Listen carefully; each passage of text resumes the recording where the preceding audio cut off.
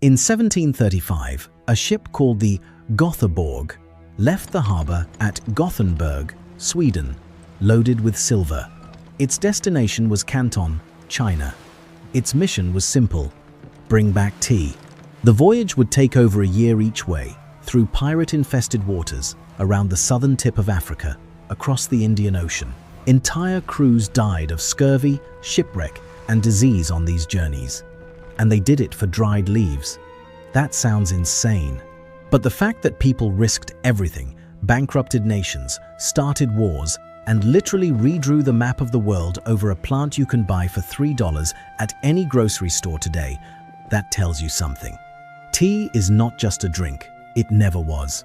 So how did a wild shrub growing in the mountains of southwestern China become the most consumed beverage on the planet after water?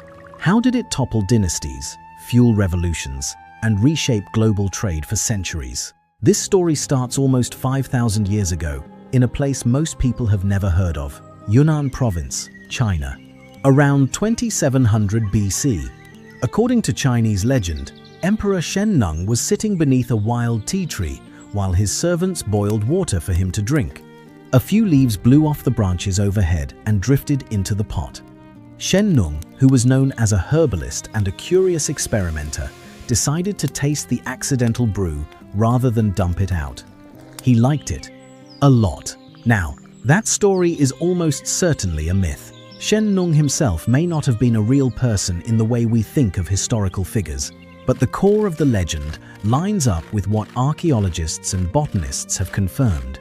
The Camellia sinensis plant, the single species that produces all tea, green tea, black tea, white tea, oolong, all of it, originated in the Yunnan region of southwestern China.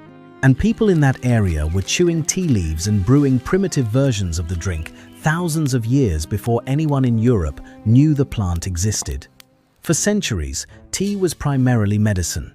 Chinese texts from the Han Dynasty, around 200 BC, reference tea as a treatment for everything from headaches to digestive issues to fatigue. People ground the leaves into pastes, pressed them into bricks, and boiled chunks of those bricks in water with salt, ginger, and sometimes onion. If you ordered that version of tea at a coffee shop today, you would probably spit it out. The transformation from bitter, medicinal brew to something people actually enjoyed drinking for pleasure happened slowly, over hundreds of years. But the real turning point came during the Tang Dynasty, which ruled China from 618 to 907 AD. This is where a man named Lu Yu enters the picture. Lu Yu was an orphan raised by Buddhist monks who became obsessed with tea, not just drinking it, studying it. He spent years traveling across China, visiting tea-growing regions, documenting preparation methods, and cataloging different water sources. In 760 AD, he published a book called the Cha Jing, or the Classic of Tea. This was the first known book in human history entirely about tea. The Classic of Tea covered everything: how to grow it, how to process the leaves, what kind of water produces the best flavor, what vessels to brew it in. Lu Yu turned tea from a casual folk remedy into an art form with rules, techniques, and philosophy behind it. The Tang Dynasty emperor was so impressed that tea became a taxable commodity for the first time. The government realized that if everyone was drinking this stuff, they could make a fortune regulating it, and they did. But here is where tea's story gets bigger than China. Buddhist monks had been drinking tea for centuries to stay alert during long meditation sessions. As Buddhism spread along trade routes into Korea and Japan, the monks brought tea with them. In Japan, tea arrived around the 8th century. A Buddhist monk named Aichu is credited with serving tea to Emperor Saga in 815 AD, and the emperor liked it so much he ordered tea plants to be cultivated near the capital. But Japanese tea culture really exploded a few hundred years later when another monk named Aisai brought powdered green tea, matcha, back from China in 1191. Aisai wrote his own book about tea's health benefits and promoted it to the samurai warrior class as a way to stay focused and disciplined. The samurai loved it, and over the next few centuries, the Japanese tea ceremony, known as Chanoyu, evolved into one of the most refined cultural rituals in human history. A 16th century tea master named Sen no Rikyu codified the ceremony into its most celebrated form, emphasizing four principles: harmony, respect, purity, and tranquility. Every movement, every gesture, every placement of the cup had meaning. The tea room itself was deliberately small, sometimes only 4.5 tatami mats, roughly 81 square feet, forcing even the most powerful warlords to bow low upon entering. Rank and status were left at the door. The ceremony was about presence, respect, and finding beauty in simplicity. Meanwhile, back in China, tea culture kept evolving. The Song dynasty, which lasted from 960 to 1279, shifted from boiled brick tea to whisked powdered tea. And then during the Ming dynasty, starting in 1368, loose leaf tea became the standard. People started steeping whole leaves in hot water, which is basically how most of the world drinks tea today. By this point, tea was flowing along the Silk Road and maritime trade routes into Central Asia, the Middle East, and eventually reaching the edges of Europe. Traders in places like Samarkand and Istanbul were buying and selling Chinese tea alongside silk, spices, and precious metals. But Europeans themselves were late to the party. The Portuguese were the first Europeans to encounter tea through their trading posts in Macau in the early 1500s, but they treated it as a curiosity, not a commodity. The Dutch were the ones who saw the business opportunity. By 1610, Dutch traders were importing tea from China and Japan into Amsterdam, and within a few decades, tea drinking had spread among wealthy European elites. This is where the story takes a turn nobody expected. In 1662, King Charles II of England married a Portuguese princess named Catherine of Braganza. Catherine was already a devoted tea drinker. She brought her tea habit with her to the English court, and suddenly, drinking tea became fashionable among the English aristocracy. If the Queen was doing it, everyone wanted to do it. Within a generation, tea went from an exotic foreign novelty to the national drink of England. Tea houses popped up across London. The British East India Company, which had been focused on spices and textiles, realized that tea was about to become their most profitable product. And that profit motive is where this story turns dark. The British East India Company had a problem. China was the only source of tea in the world, and China did not want British goods in return. The Chinese emperor famously told King George III that China possessed all things and had no use for British manufactures. The trade was entirely one-directional. Britain was hemorrhaging silver to pay for tea, and the imbalance was becoming a national crisis. So Britain found something China did want: opium. British traders, operating through the East India Company, began growing opium poppies in India and smuggling massive quantities into China. By the 1830s, millions of Chinese people were addicted to opium, and the social devastation was catastrophic. When the Chinese government tried to crack down and destroyed over 20,000 chests of British opium in Canton Harbour in 1839, Britain used it as a pretext for war. The First Opium War lasted from 1839 to 1842. Britain won decisively, forced China to open 5 ports to foreign trade, and seized Hong Kong. The Second Opium War followed from 1856 to 1860, with similar results. All of this, the wars, the addiction crisis, the colonial seizure of territory, was driven in large part by Britain's desperate need to keep the tea flowing without bankrupting itself. But the British had another plan running simultaneously. They wanted to break China's monopoly on tea production entirely. In 1848, the East India Company hired a Scottish botanist named Robert Fortune and sent him on what might be the most consequential act of corporate espionage in history. Fortune shaved his head, grew out a braided queue, dressed in traditional Chinese clothing, and traveled with 2 Chinese servants who helped him pass as a local mandarin from a distant province. He journeyed deep into the closely guarded tea-growing regions of Fujian and the Wuyi Mountains, areas where foreigners were strictly forbidden. Fortune did not just grab a few plants and run. He spent months studying how tea was processed, learning the secrets of oxidation, firing, and rolling that the Chinese had perfected over centuries and guarded fiercely. He collected over 20,000 tea seedlings and approximately 17,000 germinated seeds. He packed them into specially designed glass cases called Wardian cases that kept the plants alive during long ocean voyages. He also recruited 8 Chinese tea experts, men who understood the processing techniques the British had tried and failed to replicate on their own, and convinced them to relocate to India. Fortune brought everything to the Darjeeling region in the foothills of the Himalayas, where elevations reach 7,000 feet and the cool mist provides ideal growing conditions.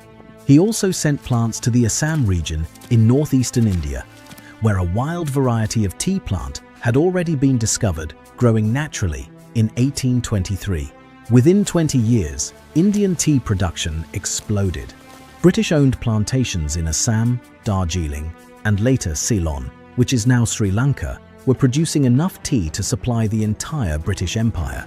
China's centuries-old monopoly on tea was broken. The cost was enormous, and not for the British.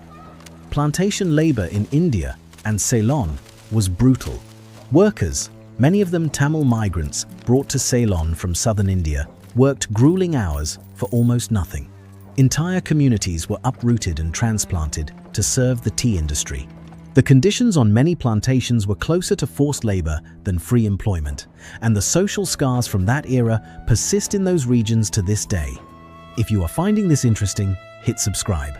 We cover stories like this every week, and you will not want to miss what comes next. Now, while the British were reshaping the global tea trade through colonialism and corporate espionage, tea was playing a very different role on the other side of the Atlantic Ocean. By the 1770s, American colonists were drinking enormous quantities of tea.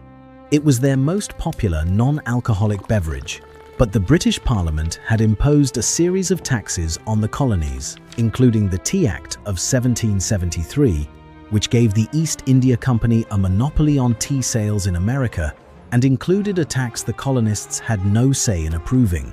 On the night of December 16, 1773, a group of colonists in Boston, some disguised as Mohawk warriors, boarded 3 ships in Boston Harbor and dumped 342 chests of tea into the water. That is roughly 92,000 pounds of tea, worth about $1.7 million in today's money. The Boston Tea Party, as it came to be known, was one of the defining acts of defiance that led directly to the American Revolution. In a very real sense, tea helped create the United States. And it also explains why Americans drink so much coffee.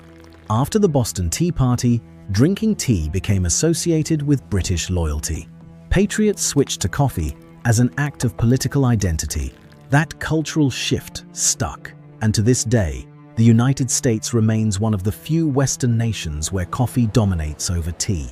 Back in Britain and its empire, tea culture was only accelerating.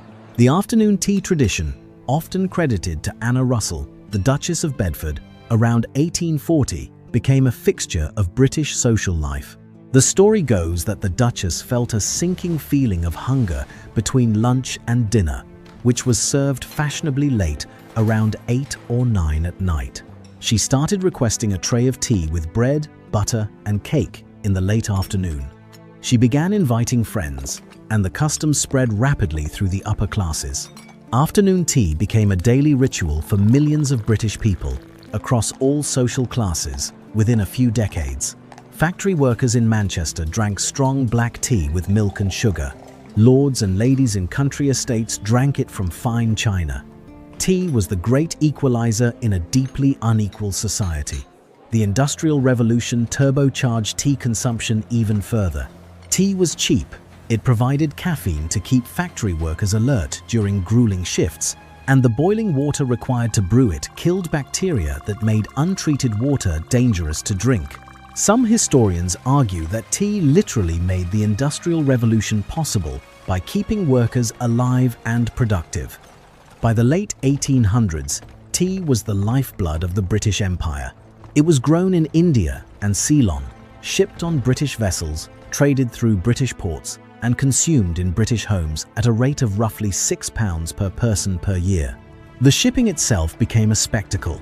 In the 1850s and 60s, the great tea clipper ships raced each other from China to London, competing to deliver the first cargo of the new season's tea. The fastest ship earned a premium price. The most famous race, in 1866, saw 5 clippers leave Fuzhou on the same day and arrive in London 99 days later, with the Taiping beating the Ariel by just 20 minutes after a 14,000-mile voyage. Crowds gathered at the docks to watch the ships arrive. Newspapers covered the races like sporting events.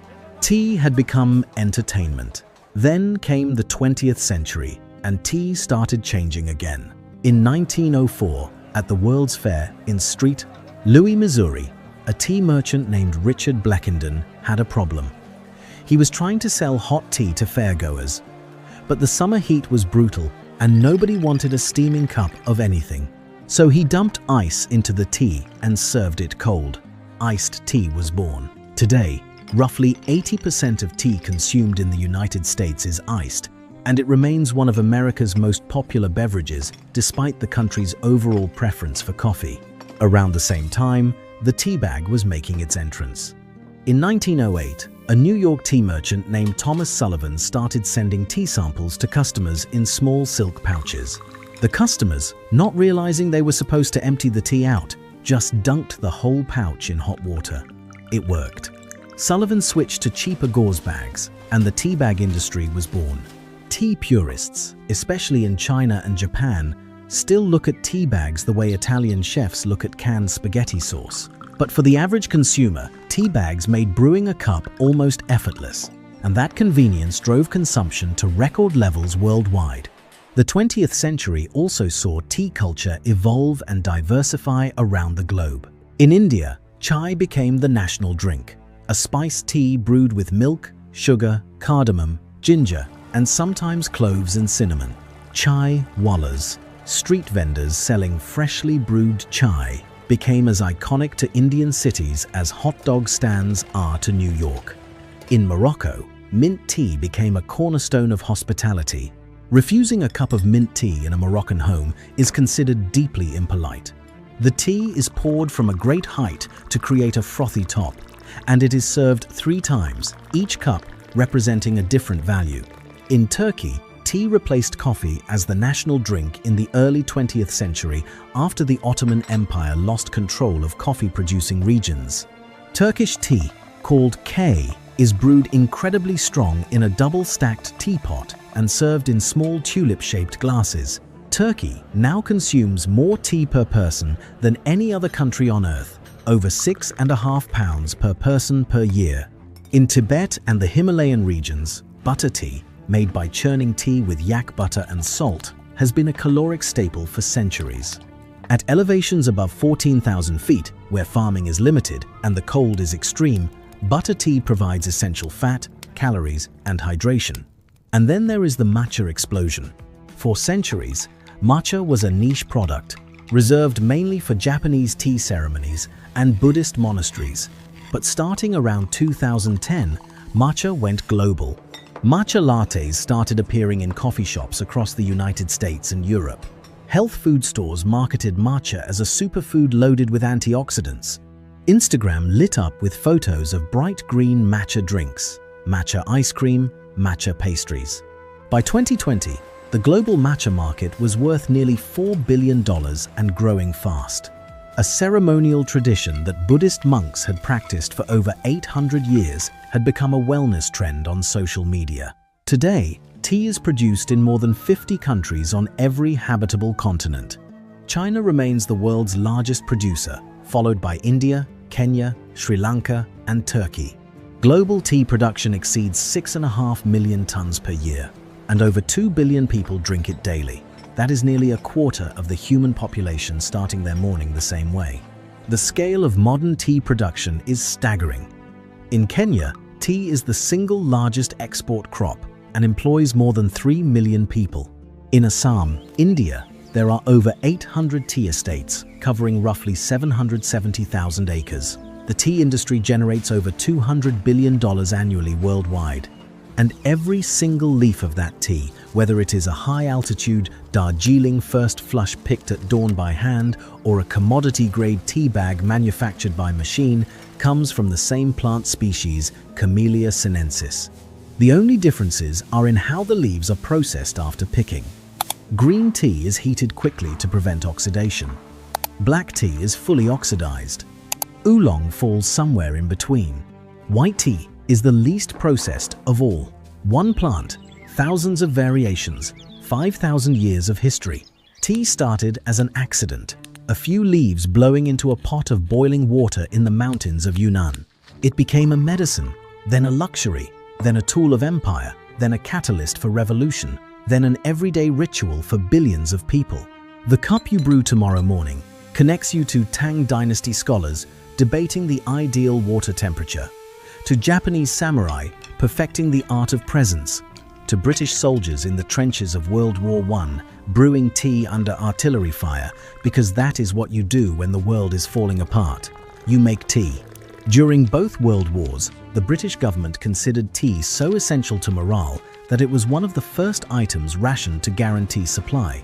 Winston Churchill himself reportedly said that tea was more important to his soldiers than ammunition. The wars that were fought over this leaf, the espionage that was committed to control it, the labor that was exploited to produce it, all of that history lives inside something most people treat as completely ordinary. Tea is never just tea. It never was. If this story surprised you, hit subscribe. There are more videos like this one coming, and you will want to be here for them.